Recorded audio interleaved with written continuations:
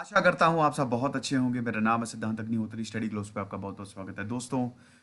भागवत गीता के लिए मैंने बताया कि वो एक हफ्ते थोड़ा डिले हो गया और मैं बाहर से ही ये लेक्चर कर रहा हूँ। बाहर ही हूँ मैं। आराम से जाऊँगा फिर भागवत गीता पे मोस्ट प्रोबेबली 3 और 4 फरवरी को लेक्चर लूँगा। कल मैंने अनाउंस किया था। तो फिलहाल कुछ लाइट लेक्चर्स लेते हैं। आज हम बात करेंगे। ये मेरी रिकमेंडेशन है, वैसे मैं मूवीज़ बहुत देखता हूँ आपको बता दूँ। और बहुत बहुत तरीके की मूवीज़ होती हैं जिसमें वॉयलेंस हो, हिंसा हो, या जो एक तरीके से ब्रेन वॉशिंग हो। मेरे ख्याल में आप उसको थोड़ा अवॉइड ही करिए। आज मैं उन 10 मूवीज़ की बात करूंगा जो आपको देखनी चाहिए। मेरी रिकमेंडेशंस हैं। मैं इन मूवी से बहुत कुछ सीखा हूं, मुझे बहुत अच्छी भी लगती हैं। तो वो कौन सी 10 मूवीज़ हैं? वैसे जब मैं पिक्चर या वेब सीरीज देखता हूं तो हमेशा IMDb पे रेटिंग देखता हूं। अगर 7 से ज़्यादा है तभी मैं उस मूवी को देखता हूं, वरना शायद नहीं देखता हूं। क्योंकि वो एक पॉपुलर परसेप्शन है। वो पब्लिक को पसंद आ रही है कि नहीं है वो दिखा देता है, एक्चुअली वो मूवी में कितना दम है। तो top 10 movies you must watch. Comment box में आप भी बताइए कि आपकी फेवरेट मूवीज कौन सी हैं। आप कौन सी मूवीज दूसरों को सजेस्ट करना चाहेंगे। फिलहाल ये जो मूवीज हैं, इसमें कुछ बायोग्राफीज हैं, कुछ फिक्शन है, लेकिन उसमें बहुत बड़े बड़े लेसन हैं। तो हम इसमें बात करेंगे। और ध्यान दीजिएगा, फिर बता रहे मेरी लिस्ट है।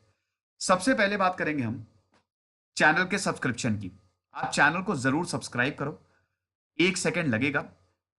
70 to 60% अभी भी, 60 to 70% अभी भी सब्सक्राइब नहीं करते भाई, ऐसा मत करो। बस 1 सेकेंड लगेगा, सब्सक्राइब करके बेल आइकन दबा दो, नोटिफिकेशन चली जाएगी।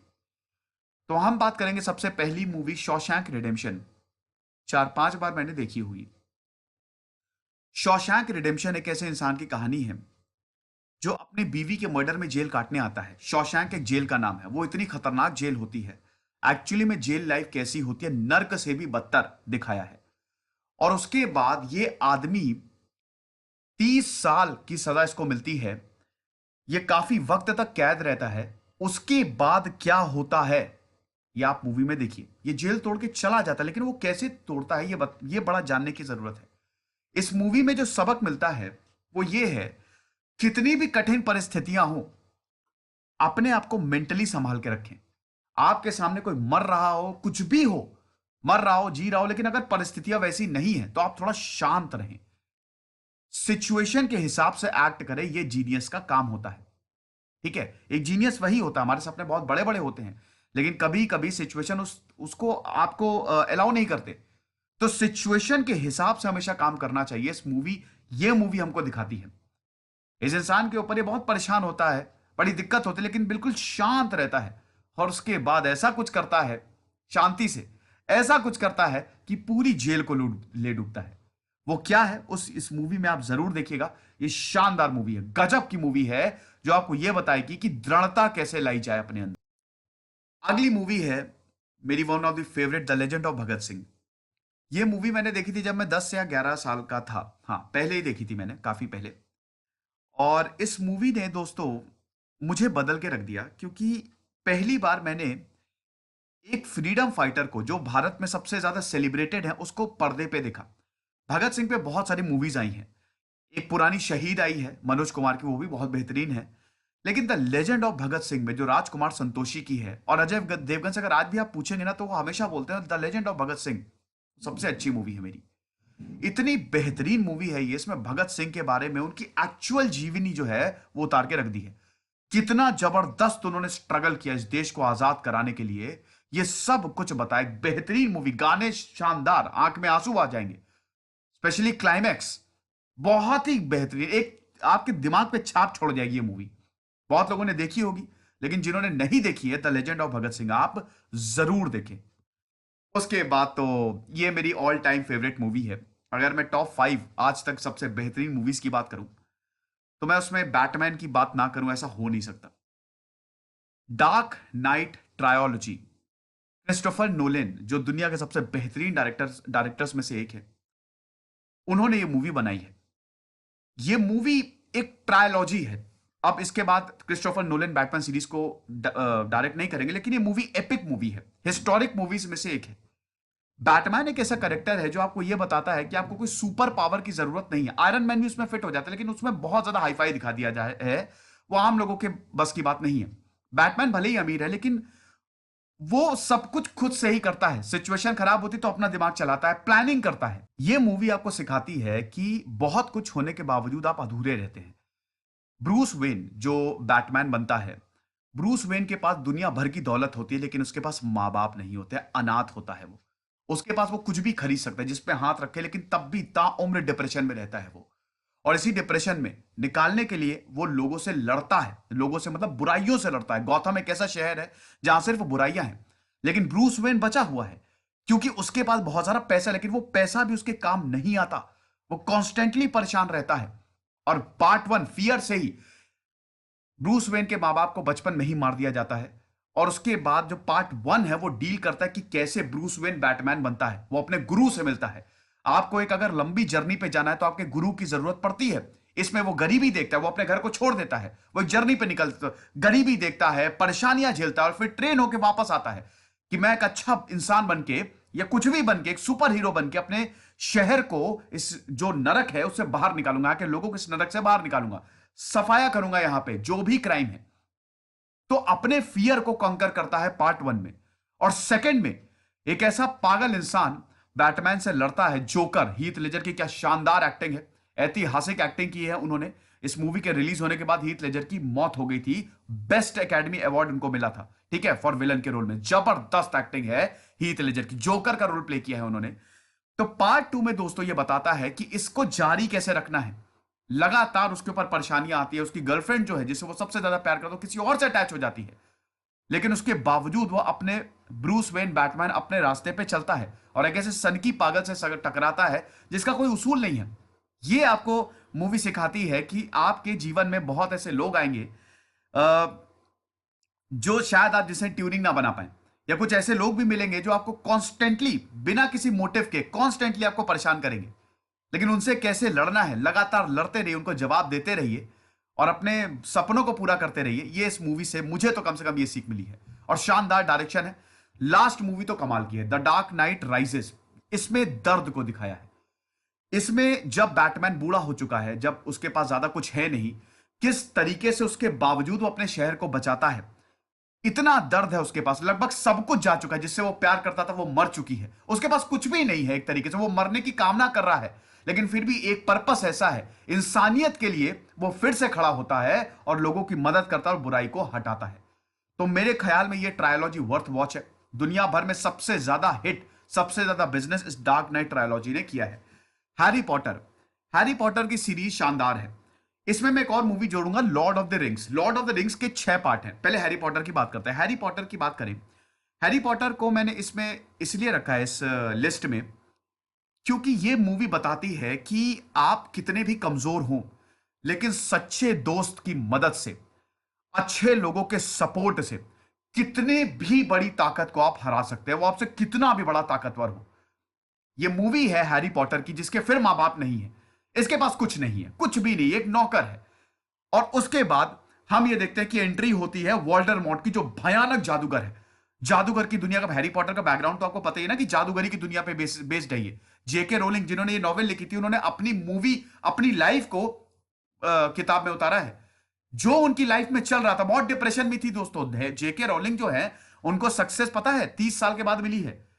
30 साल तक उनके पति ने उनको छोड़ दिया, डाइवोर्स हो गया, बेटी को साथ में रहकर रहती थी, सड़कों पे रही है वो, बहुत ही ज्यादा परेशान, इतना कुछ डिप्रेशन में थी काफी समय तक। और वो सब कुछ इन्होंने अपनी किताब पे उतार दिया। तो एक्चुअली में हैरी पॉटर के जो कैरेक्टर्स है वो रियल लाइफ बेस्ड है। रियल लाइफ में क्या होता है, हैरी पॉटर दोस्ती, हैरी पॉटर दोस्ती बताता है कि दोस्ती कितनी ज्यादा इंपॉर्टेंट है। अच्छे दोस्तों का होना आपके आसपास कितना जरूरी है, और एक अच्छे दुश्मन का भी होना बहुत जरूरी है। वो आपको सिखाता रहेगा। यहां पे वोल्डेमॉर्ट कितना ताकतवर होता है, उसके पास पूरी सेना होती है, ताकत होती है, लेकिन हैरी पॉटर के पास सपोर्ट होता है जो उसको गाइड करता है।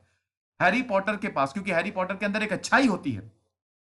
हालांकि इस मूवी में यह भी दिखाया कि वोल्डेमॉर्ट और हैरी पॉटर बिल्कुल एक जैसे होते हैं, एक जैसे, बस नजरिया अलग होता है। वोल्डेमॉर्ट दुनिया की तबाही के लिए काम करता है और हैरी पॉटर अच्छाई के लिए काम करता है।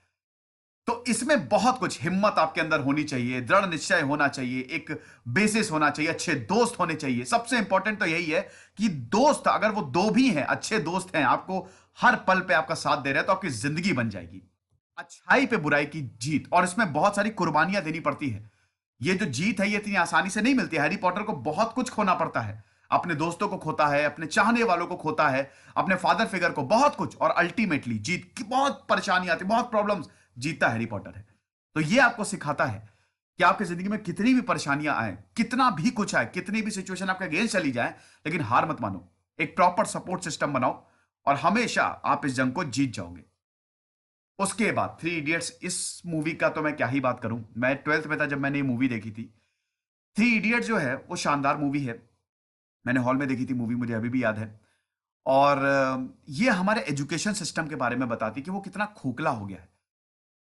मुन्ना भाई एमबीबीएस, मुन्ना भाई एमबीबीएस भी एक ऐसी मूवी थी। मुन्ना भाई एमबीबीएस भी बहुत बढ़िया थी। राजकुमार हिरानी शानदार डायरेक्टर है, वो इंडियन एजुकेशन को पर्टिकुलरली टारगेट करते हैं। मुन्ना भाई में दिखाया है कि आप कितनी भी एजुकेशन ले लो, लेकिन अगर आप एक अच्छे इंसान हो ना, तो दुनिया आपके सामने झुक जाती है। थ्री इडियट्स में दिखाया है कि आप कितने भी बड़े इंजीनियर हो जाओ, लेकिन एक्चुअली में प्रैक्टिकल नॉलेज तो किसी को है ही नहीं। बहुत फेमस डायलॉग है ना थ्री इडियट्स का, काबिल बनने के लिए पढ़ो, काबिल बनने के लिए। ठीक है, इतने काबिल हो जाओ कि सक्सेस झक मार के पीछे आए। मतलब आपका टारगेट होना चाहिए कि आप कितना सीख रहे हो। अगर आप लर्निंग पीरियड में आपको लग रहा हो आपका टाइम वेस्ट हो रहा है या मैं लर्न नहीं कर रहा हूं, बट ऐसा नहीं है।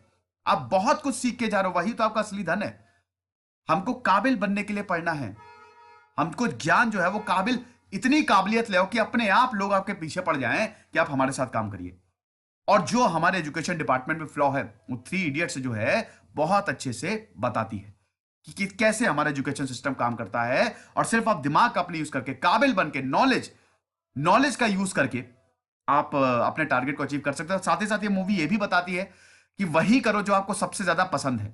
अब इसमें ये बहुत डिबेटेबल इशू है, लेकिन वही करो क्योंकि उसमें आप अपना 100% दोगे। कुछ अगर मान लो कि आप बहुत अच्छे पेंटर और उसको छोड़ के आप इंजीनियरिंग में आ गए, जैसे यहाँ पे ये फोटोग्राफर होते हैं महाशय, आर माधवन है इनका असली में नाम, नाम क्या, फरहान, फरहान नाम होता है ना। फोटोग्राफर हो गए और फोटोग्राफर में इंटरेस्ट होता है, बहुत बढ़िया फोटोग्राफी, और आ जाता है इंजीनियरिंग करने, तो कबाड़ा हो जाता है। तो जो आपके लिए रास्ता चुना है भगवान ने, उसको फॉलो करो। मैं आपको लॉर्ड ऑफ द रिंग्स के बारे में बताता हूं, वो भी बहुत हैरी पॉटर से मिलती जुलती मूवी है वो। लॉर्ड ऑफ द रिंग्स को वो ज्यादा फेमस मूवी है। लॉर्ड ऑफ द रिंग्स के टोटल 6 पार्ट है। लॉर्ड ऑफ द रिंग्स के 3 पार्ट है। फिर हॉबिट, हॉबिट उसका प्रीक्वल है। ठीक है, मतलब पहले इंसिडेंट पहले हुए थे। हॉबिट है, Lord of the rings hobbit के बाद है एक्चुअली, लेकिन पहले लॉर्ड ऑफ द रिंग्स है फिर हॉबिट आई। तो दोनों को ही आप देखिए, शानदार मूवी है, बहुत बेहतरीन मूवी है। वो भी इसी की तरीके की है, बुराई पे अच्छाई की जीत।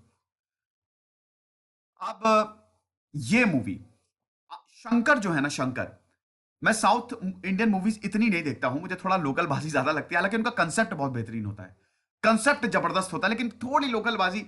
लेकिन शंकर एक ऐसे डायरेक्टर हैं जिनकी मूवी मैं हर वक्त देखता हूं। मेरे ख्याल में भारत के, क्या दुनिया के, one of the best directors में से एक है। उनकी मूवी चाहे हिंदुस्तानी हो, चाहे शिवाजी द बॉस शानदार, अपरिचित, अपरिचित को मैंने कम से कम 20 से 25 बार देखी होगी दोस्तों। अपरिचित एक ऐसी मूवी है जो भारत के सिस्टम को आपके सामने रख देती है कि ऐसे हमारा सिस्टम काम करता है। और यहां पे सिर्फ भारत के सिस्टम की बुराई नहीं की है, यहां पे लोगों की भी बुराई की है। और किस तरीके से ये एक आम इंसान क्या बनना चाहता है उसकी कहानी है। आम इंसान के अंदर कितना गुस्सा है और वो क्या करना चाहता है लेकिन वो कुछ कर नहीं पाते, उसकी कहानी है। इसको मल्टीपल पर्सनैलिटी डिसऑर्डर होता है और ये गुस्से में ठीक करना चाहते लेकिन ठीक नहीं। हमारे साथ भी ऐसा ही होता है, जब हमसे कोई रिश्वत मांगता है या हमको कोई गलत बिहेवियर करता है, हम उसको ठीक करना चाहते हैं लेकिन हम कर नहीं पाते हैं। सिस्टम और लोगों के बीच में जो टसल होती है, कैसे हमारा सिस्टम बिगड़ा हुआ है, हर जगह आपके लिए आपको घूस देनी पड़ती है। और अच्छाई, अगर आप अच्छे हैं, इस मूवी की सबसे अच्छी सीख मुझे यह लगती है कि जब तक आप अच्छे हैं आपको कोई ध्यान, आपको मतलब हर कोई नकारता है, और जब आप थोड़े से टेढ़े हो जाते हैं तो हर कोई आपके साथ आ जाता है। कहने का मतलब यह है कि समय के साथ साथ चलना चाहिए। हद से ज्यादा अच्छा होना भी खतरनाक है आपकी पर्सनैलिटी के लिए। हद से ज्यादा मतलब हद से ज्यादा अच्छाई भी। तो बहुत ही बेहतरीन मूवी अपरिचित, शानदार मूवी है, जरूर इसको एंजॉय करिए। ये मूवी आप बहुत सारे लोगों से पूछेंगे, 2-3 मूवी मैं इसके साथ और बताऊंगा। जब आर्मी की मूवीज की बात आती है तो एक मूवी ऐसी है जो हर कोई जो आर्मी का बंदा है वो भी आपको रेकमेंड करेगा, वो है saving private Ryan. Saving private Ryan world war 2 में जो नॉर्मैंडी की बैटल हुई थी, नॉर्मैंडी बीचेस पे जो सेना जब उतरी थी, एलाइड फोर्सेस, मैंने कवर भी किया है वो, उसकी कहानी है। इसके शुरुआत के आधे घंटे में आपकी सांसें रुक जाएंगी, सांसें। ठीक है, मैंने जब पहली बार इस मूवी को देखा था, मूवी मैंने कई बार देखी हुई है, मेरे लैपटॉप पे भी पड़ी है। जब मैंने पहली बार इस मूवी को देखा था तो मेरे परखच्चे उड़ गए थे। मैं कांप रहा था कि यार ऐसा होता है असली बैटल फील्ड में। इसीलिए इतिहास हमको बहुत कुछ सिखाता है। सेविंग प्राइवेट रायन दोस्तों आप जरूर देखिएगा। इसमें पूरा वर्ल्ड वॉर 2 किस तरीके से बैटल हुई थी, बैटल ऑफ नॉर्मैंडी, और अपने फर्ज के लिए, अपने फर्ज के लिए यहां पे जो जो आर्मी मेंस है, आर्मी जो होती है फैमिली की तरह होती है, और यहां पे एक प्राइवेट रायन होता है जिसको ये लोग ढूंढने निकलते हैं, लेकिन वो इनके साथ आने से मना कर देता है क्योंकि उसके इंसान खतरे में होते हैं, उसके दोस्त खतरे में होते हैं। तो कैसे अपने फर्ज के लिए वो डटा रहता है, परिवार को भूल जाता है, अपने माँ बाप को भूल जाता है, लेकिन उसके लिए उसका फर्ज सबसे इंपॉर्टेंट है। ये आर्मी, जो आर्मी में जाना चाहता है वो तो जरूर देखे। और ऐसी एक मूवी आई थी 1917, अभी वर्ल्ड वॉर वन पे वो बेसिस थी, वो भी आप देखे मजा आ जाएगी आपको। वर्ल्ड शानदार मूवी, अनफॉर्चुनेटली वो ऑस्कर नहीं जीत पाई, पैरासाइट को ऑस्कर मिला। बहुत बेहतरीन मूवी, वो उसमें भी वर्ल्ड वॉर वन कैसे इवेंट हुए हैं, किस तरीके से एक इंसान 1600 लोगों को बचा लेता है, वो भी बहुत बेहतरीन। World war one, world war two पे जो मूवीज बनी, फ्यूरी एक मूवी आई है, बहुत बेहतरीन मूवी है, जरूर देखिएगा। उसमें ब्रैड पिट है, और आपकी बैंड ऑफ ब्रदर्स एक सीरीज आई है, मैं कल टॉप 10 वेब सीरीज आपके सामने लेके आऊंगा, वो भी आप देखिएगा। तो ये सब जो मूवीज है, भारत की बात करें तो मुझे एक मूवी बस बहुत बेहतरीन, एक तो लक्ष्य, लक्ष्य बहुत बढ़िया मूवी थी, उसमें भी काफी कुछ दिखाया है, गुंजन सक्सेना भी आई, और एक बॉर्डर, बॉर्डर भी बहुत बढ़िया, हालांकि थोड़ा फिक्शनल है, लेकिन बॉर्डर मूवी भी बहुत बढ़िया थी। लेकिन एक जो मूवी पिक करनी हो, स्टीवन स्पीलबर्ग की saving private Ryan. Steven Spielberg तो बहुत बड़े आइकॉनिक डायरेक्टर हैं ही। कुनफू पांडा, ये आप जरूर देखिएगा। कुनफू पांडा एक, अगर एनिमेटेड मूवी की बात करें तो ये बहुत हिट है, मेरे ख्याल में सबसे ज्यादा हिट मूवी है कुनफू पांडा। कुनफू पांडा में ये बताया गया है, इसमें एक मैसेज दिया है, जब आप जाते हैं देखते हैं कि एक बिल्कुल आम सा इंसान होता है, लेकिन वो आम होता नहीं है, उसके अंदर बहुत सी हिडन क्वालिटीज होती है, वो पांडा होता है। पांडा एक पूरी एक जान, ये एनिमल किंगडम है, और यहाँ पे एनिमल्स काम कर रहे हैं, तो पांडा भी रेस्टोरेंट में काम कर रहा होता है, बहुत गोलू मटोलू होता है। अब आप यकीन कर सकते हैं कि एक ऐसा पांडा जो है, पांडा ठीक है, जो इतना मोटा है, वो कुनफू सीखता है और दुश्मनों को हराता है। शुरुआत में उसको बहुत प्रॉब्लम आती है, लेकिन अल्टीमेटली वो सारी प्रॉब्लम्स को ओवरकम करके हराता है सबको, दुश्मनों को, जो से बहुत ज्यादा ताकतवर होता है। क्यों? उसकी इनर पावर को जगा के। तो हर एक इंसान के अंदर एक इनर पावर होती है। कुनफू पांडा में बहुत, स्पेशली फर्स्ट पार्ट में, मुझे डायलॉग इसका अभी भी याद है, जब पांडा जो होता है बहुत परेशान होता है, और मतलब वो सोचता है कि मुझसे होगा नहीं, मैं बेकार में यहां पे आ गया, और मुझसे कुनफू सीखा नहीं जाएगा, तो मैं वापस चला जाता हूं। तो उसमें वो जो कछुए होते हैं, वो मास्टर, मैं भूल गया उसका मास्टर क्या नाम होता है उनका कुछ, तो वो उनको समझाते हैं पांडा को। वो बोलते हैं कि listen, future is mystery, past is history, but today is a gift, that's why we call it a present. तो ना फ्यूचर में रहो, ना पास्ट में रहो, प्रेजेंट में रहो, इसीलिए वो एक गिफ्ट है। फिजिकल अपीयरेंस ऐसा होता है कि मतलब हर कोई इसको नकार देता है, और ये इसको भी लगता है मुझसे होगा नहीं, लेकिन अपनी इनर पावर को जगा के ये सब कुछ करता है। तो बहुत बेहतरीन मूवी है, ये मूवी आप जरूर देखिएगा, मदर इंडिया। मेरे ख्याल में भारत में अगर सब एक ऐसी मूवी है जो कमाल की शानदार मूवी है। वैसे ये मूवी मैंने एक दो बार देखी, उसके बाद मैंने देखी नहीं, क्योंकि जब भी मैं मूवी को देखता हूं मैं बहुत डिप्रेस्ड हो जाता हूं। लेकिन आपको ये एंशियंट इंडिया के बारे में बताएगी कि उस समय कितनी ज्यादा प्रॉब्लम्स होती थी, औरतों को कितना ज्यादा झेलना पड़ता था। मदर इंडिया एक बहुत ही डिप्रेसिंग मूवी है, और ये भारत की सर्वश्रेष्ठ मूवीज में से एक है। और ये देखिए, बाकी जो शोले हो गई, वो एक शोले एक एक्शन मूवी है, और भी बहुत सारी मूवीज हैं, लेकिन मदर इंडिया एक बड़ी इंटेलिजेंट मूवी बनाई है ना। रियल लाइफ को दिखाया है कि ऐसी जिंदगी होती है औरतों की। एंशियंट इंडिया में जमींदारों का कितना बुरा काम होता था, वो कितनी भयानक तरीके से लोगों को एक्सप्लॉइट करते थे, और कैसे ना चाहते हुए भी लोग डाकू बन जाते थे। बहुत ही अच्छी मूवी है दोस्तों मदर इंडिया, जरूर देखिएगा इस मूवी को। उसके बाद ये मेरी फर्स्ट रिकमेंडेशन है शिंडलर लिस्ट। शिंडलर लिस्ट मैं इसलिए रिकमेंड कर रहा हूं क्योंकि इस मूवी को देख के मैं रो दिया था। एक और मूवी को देख के मैं रोया था, वो थी कल हो ना हो। वो भी मुझे बहुत बेहतरीन मूवी लगी थी, बहुत अच्छी। शाहरुख खान की शानदार एक्टिंग है कि आप कितनी भी प्रॉब्लम हो आपके, बस खुशियां बांटते रहो। शिंडलर लिस्ट स्टीवन स्पीलबर्ग की मूवी है, ज्यूस के साथ किस तरीके से हत्याकांड चलाया है। और एक इंसान, ऑस्कर शिंडलर की कहानी असली कहानी है, एक इंसान ने कितने सारे यहूदियों को बचाया। इस मूवी में यह बताया गया कि भले ही कितना भी अंधेरा हो, लेकिन एक दीपक भी उस अंधेरे को ओवरकम करने के लिए काफी होता है। There is always a silver lining in dark clouds. कितना भी अंधेरा हो, लेकिन उजाले की किरण आती ही है, और वो उजाले की किरण थे ऑस्कर शिंडलर। अच्छाई से कभी भी भरोसा नहीं उठाना चाहिए। यहां पे ऑस्कर शिंडलर को कुछ नहीं मिल रहा था, लेकिन बस वो इंसानियत को बचाने के लिए उन्होंने अपनी पूरी दौलत दांव पे लगा दी। इसमें यह बताया जाता है कि इंसानियत सबसे ऊपर होती है, और अच्छा इंसान की कुछ भी करवा सकती है उससे। हमेशा इंसान को अच्छे बने रहना चाहिए, अच्छाई के सच्चे पाथ पे चलना चाहिए, लोगों के लिए काम करना चाहिए। अब आप बोलेंगे सर ये क्या, लोग तो धोखा देते, ये वो फलाना धमाका। आप अच्छा कर रहे हो ना, आपको हमेशा अच्छा मिलेगा। आप दूसरों को भूल जाओ कि वो क्या कर रहे हैं, क्या नहीं कर रहे हैं। जो आपने किया है वो आपको फल मिलेगा ही मिलेगा। तो हमेशा अच्छाई के रास्ते पे चलिए, ऑलवेज। और कभी भी इसका साथ मत छोड़िए।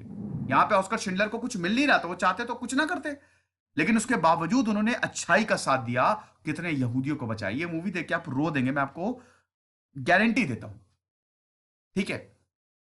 और भी दोस्तों बहुत सारी मूवीज हैं। एक सलाम बॉम्बे करके मूवी है, बहुत बेहतरीन मूवी है। उसमें बॉम्बे की असलियत को बताया है, नाना पाटेकर है, शानदार मूवी है, वो जरूर देखिएगा। बहुत सारी मूवीज हैं, लेकिन ये 10 जो हैं ये मैं आपको रिकमेंड करूंगा। कल मैं आपको बताऊंगा वेब सीरीज के बारे में। तो आई होप ये लेक्चर आपको पसंद आया होगा। मुझे इंस्टा पे, ट्विटर पे फॉलो करें, डिस्क्रिप्शन बॉक्स, कमेंट बॉक्स में लिंक दिया है। खुश रहिए, पढ़ते रहिए। जैसे सिद्धांत अग्निहोत्री, साइनिंग ऑफ।